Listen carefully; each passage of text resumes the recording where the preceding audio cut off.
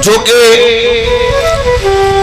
मगध के राजा जरासंध की पुत्री थी और जरासंध ने ही ये कुबलिया पीड़ हाथी दिया था। 60,000 बलवानों की ताकत थी उस हाथी के अंदर। आज अस्थि प्राप्ति ने देखा कि बारी बारी से राजकुमार लड़कों ने मेरे पति को मार दिया है। जाकर के अपने पिता से सारा वृत्तांत बताया। मेरे भगवत प्रेमियों, जैसे ही जरासंध ने सुना कि ब्रज के राजकुमारों ने हमारे दामाद को मार दिया है, तो बताते हैं कि सेना लेकर के 23 अक्षौहिणी सेना लेकर जरासंध भगवान के ऊपर आक्रमण करता है। वो एक बार नहीं, इसी तरह से 17 बार लगातार 17 बार ऐसे ही आक्रमण करता रहा। पेश नहीं गई तो 18वीं बार में युद्ध का नंबर आया तो फिर कालियावन चढ़ा।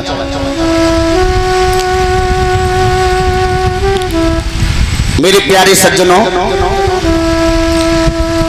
कालियावन भगवान के ऊपर चढ़ाई करता है और उसी वक्त भगवान आगे आगे भागे जा रहे हैं, पीछे से कालियावन दौड़ रहा है। एक गुफा में भगवान घुस जाते हैं। गुफा में देखा है कि मांधाता के पुत्र मुचकुंद भजन कर रहे थे उस गुफा में। भगवान ने अपनी चाल दिखाई, अपना पीतांबर लिया और उस मुचकुंद को उड़ा दिया। इधर कालियावन दौड़ा दौड़ा आया। कालियावन ने मन में सोचा कि हमें देख करके ये तप करने के लिए बैठ गया है, और वही भगवान का पीतांबर पहचान करके भजन करते हुए मुचकुंद में एक लात मारी। जैसे ही लात पड़ी, नेत्र खुले, मुचकुंद को देखते ही कालियावन भस्म हो गया। बोलिए वृंदावन बिहारी लाल की जय जय श्री राधे। आज कालियावन पर भस्म होते देख करके भगवान मुचकुंद पर कृपा करते हैं।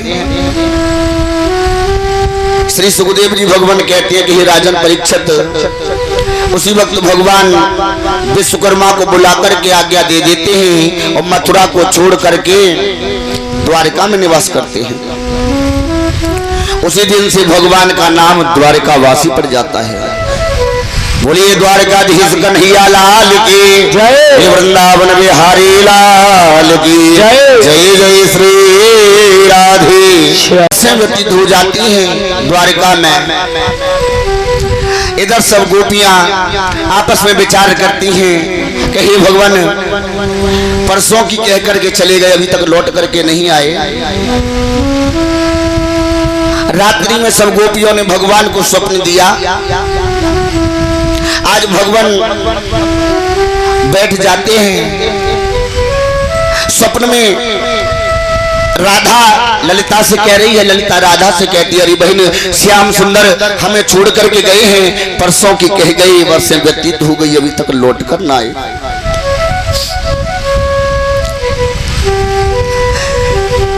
श्री सुखदेव जी महाराज वर्णन करती है कि हे राजन परीक्षित, रात भर सपना देख करके स्वप्न भरे आधार पर भगवान के नेत्रों से आंसू छलकाते हैं। उसी वक्त चाचा अक्रूर के पुत्र हैं जिनका नाम है उद्धव।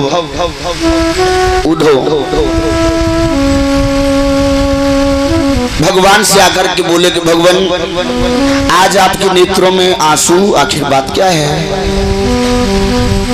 उद्धव से कहा भगवान ने, अरे उद्धव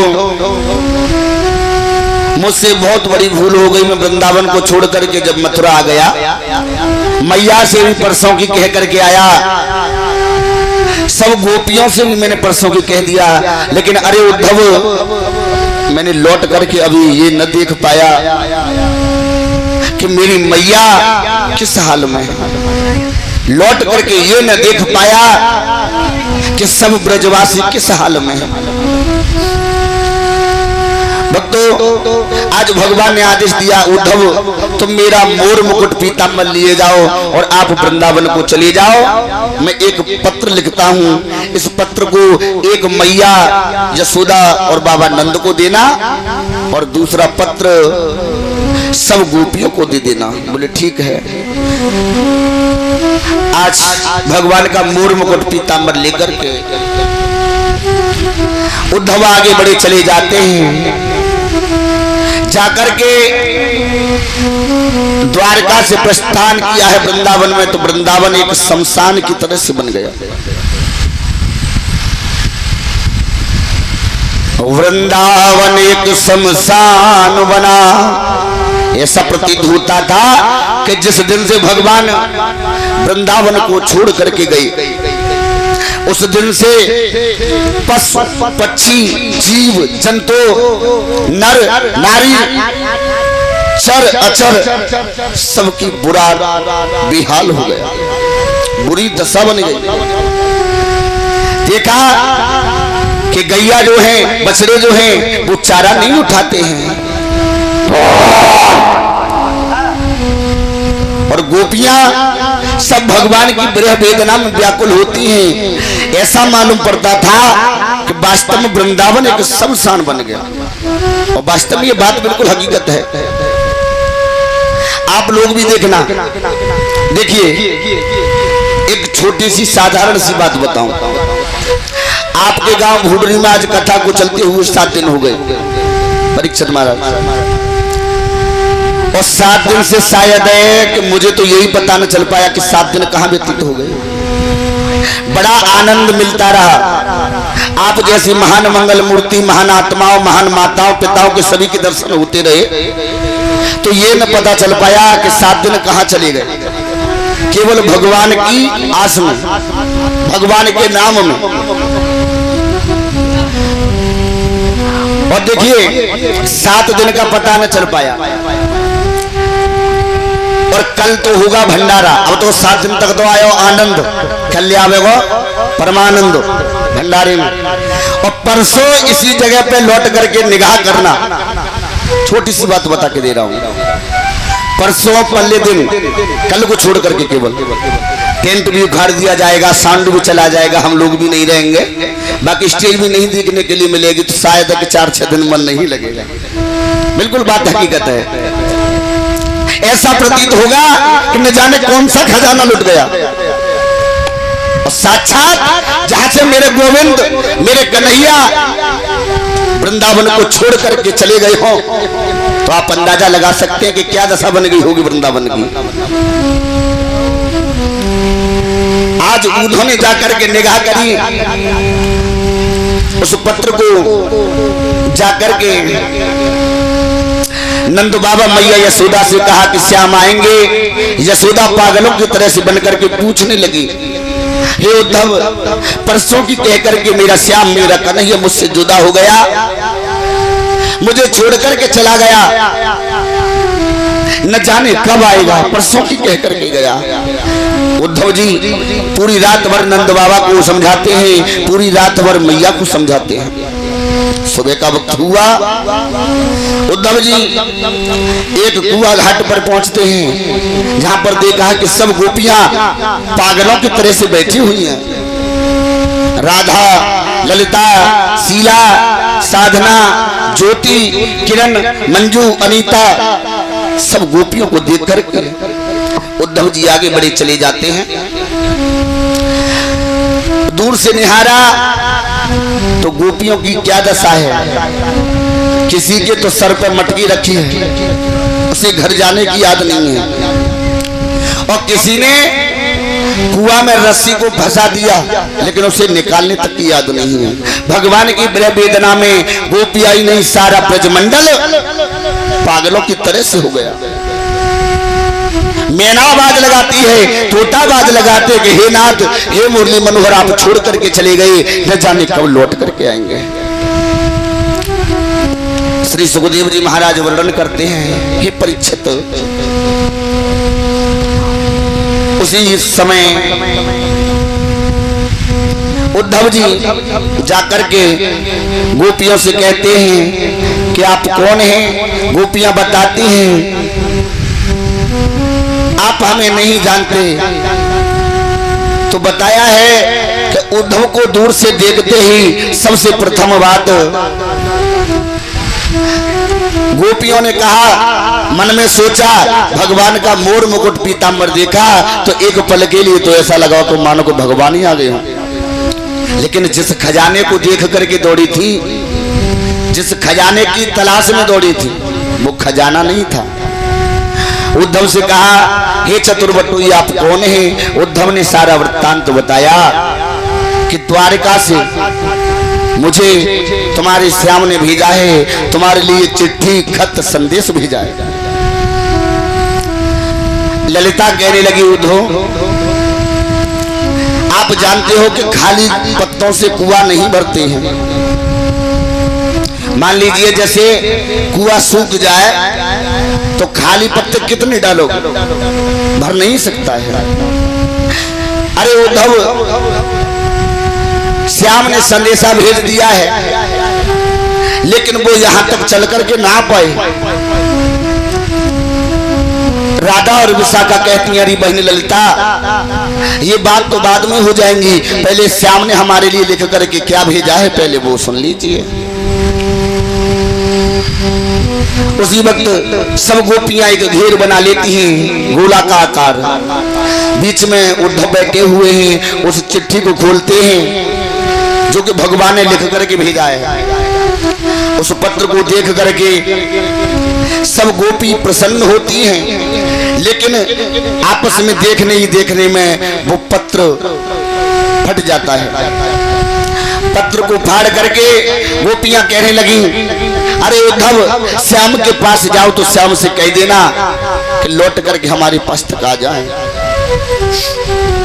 श्री सुखदेव भगवान कहते हैं कि हे राजन परीक्षित, यहां तक बताया।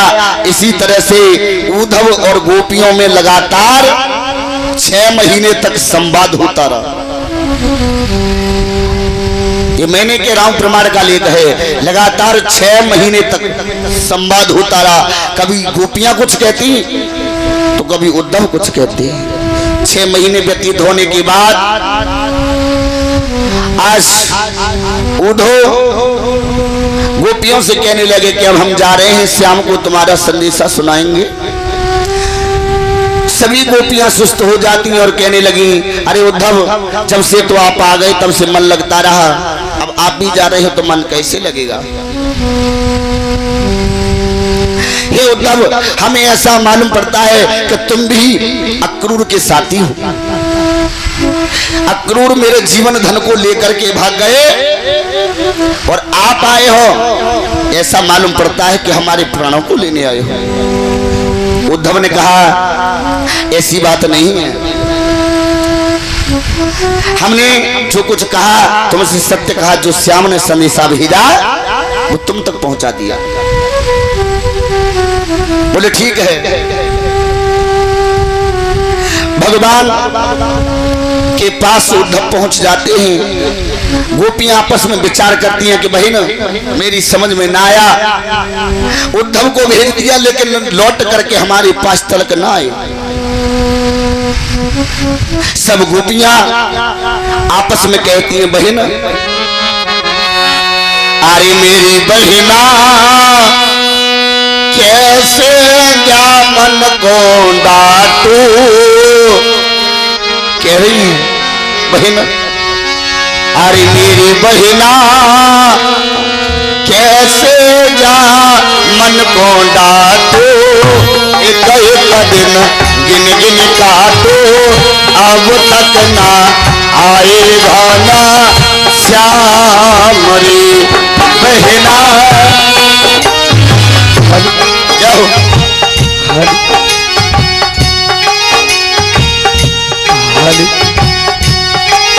सूरज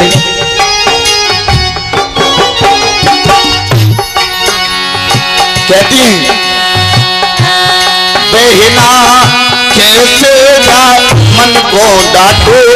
एक एक दिन गिन गिन काटो अब तक ना आएगा ना श्याम रे। ओ बहना जापन को डांटो एक एक गिन काटो अब तक ना आए घन श्याम जी। जय हो।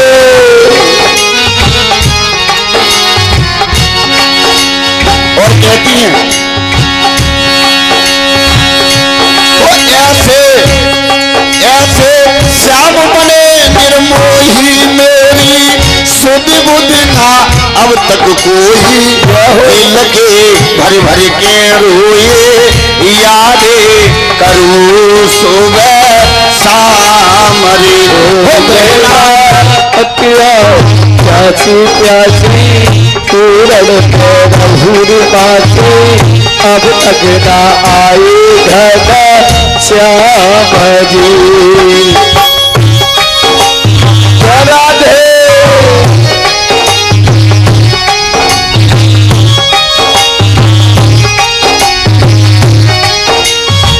जय हो।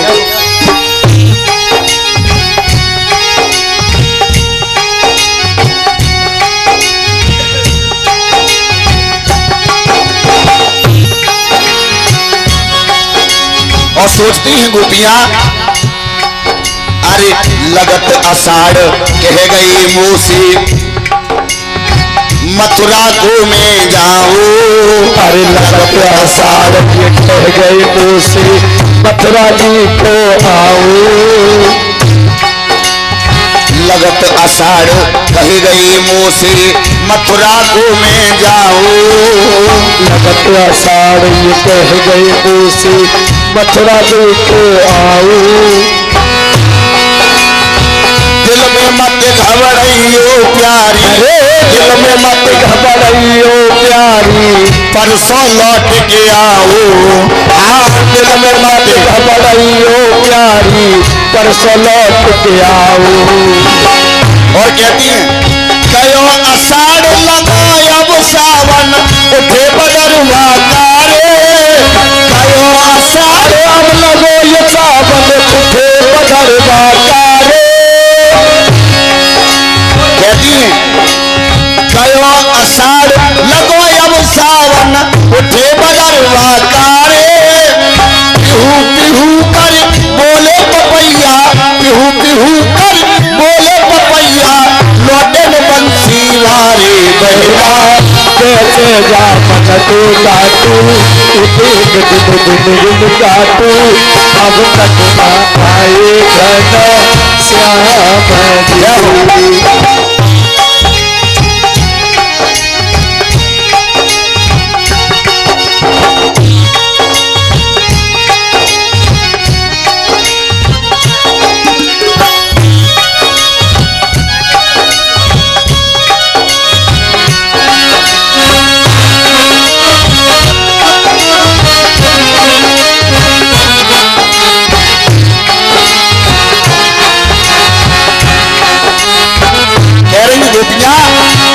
बहना भादों में चली पुरवाई मोगो बन गई दुखदाई पैया सब विद से है गया जामरी। हो बहना तो अब तक ना आए घन श्याम जी। कह रही है क्वार कनागत ओ बहना। देखिए 12 मासी के माध्यम से 12 मासी में बताया है कि गोपियां आपस में विचार करती हैं। लिखा क्वार कनागत ओ बहना नो दुर्गा रही उपासी। क्वार कनागत नो दुर्गा बहना रही उपासी।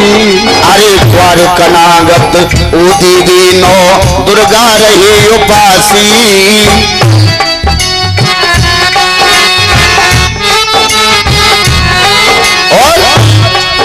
और बिना व्रत के ना छोड़े मैंने एक पूर्ण मासी। हाँ बिना व्रत के ना छोड़े मैंने एक पूर्ण मासी।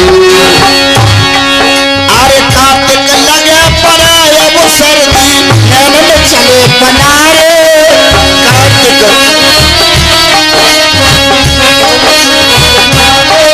और अघन मास भी आए गयो पर लौटे न बंसी मारे बहना बहना बहना पूसन मुत करी अटकी कि न से कहूँ घट घट के बात मेरी बहना अब तक आए घटा श्याम ओह बहना कैसे जा मन को डांटो गिन गिन के दिन ये काटो अब तक ना आए घना श्याम रे बहना कैसे जा मन को डांटो एक एक दिन काटो अब तक ना आए घना श्याम जी।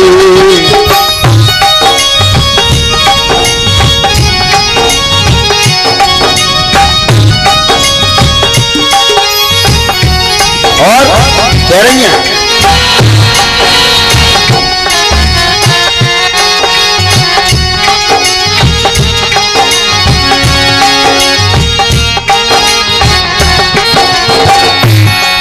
अरे माह बसंत खिलौती भारी मैं मुरझाने डोले माह बसंत